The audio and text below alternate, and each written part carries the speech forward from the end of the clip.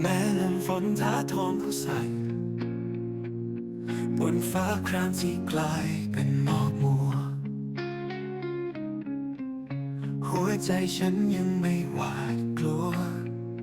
ยังฝันไปถึงจุดหมายที่ไกลทะเลลึกที่กว้างใหญ่ไพศาลย่อมมีคลื่นซัดเป็นเรื่องธรรมดาแต่ใจฉันจะไม่ยอมพ่ายแพ้ก้าวต่อไปแม้ไม่มีหนทางจะมุ่งไปให้ถึงปลายฟ้าแม้ชะตาจะไม่เคยเมตตาแม้เส้นทางนั้นไม่มีแสงสว่างแต่ใจฉันยังมีความหวัง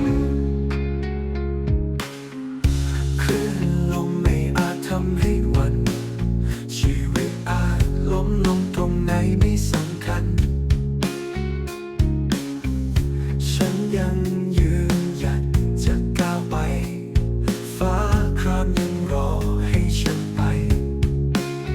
แม้คลื่นลมจะสกัดกันหัวใจฉันยังไม่ยอมแพ้ด้วยแรงหวังที่ไม่มอบไปเสียงลมยังคงคำรามแต่ใจ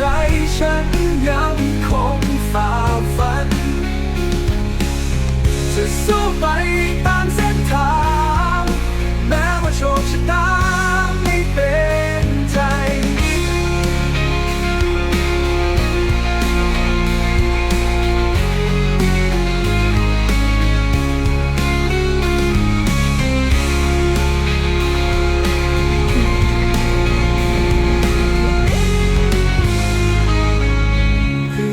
ลมไม่อาจทำให้หวั่น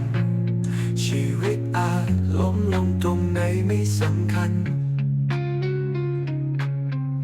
ฉันยังยืนหยัดจะก้าวไปฟ้าครามยังรอให้ฉันไปนั้นลมไม่อาจทำให้หวั่นชีวิตอาจล้มลงตรงไหนไม่สำคัญล้มลงตรงไหนไม่สำคัญฉันยังยืนตรงไหนไม่สำคัญฉันยังยืนความหวังฟ้าทางยังรอให้ฉันไปหรือลมไม่อาจทำให้หวั่น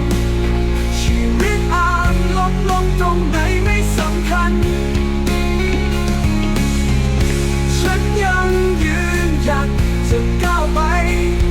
ฟ้าครามยังรอให้ฉันไป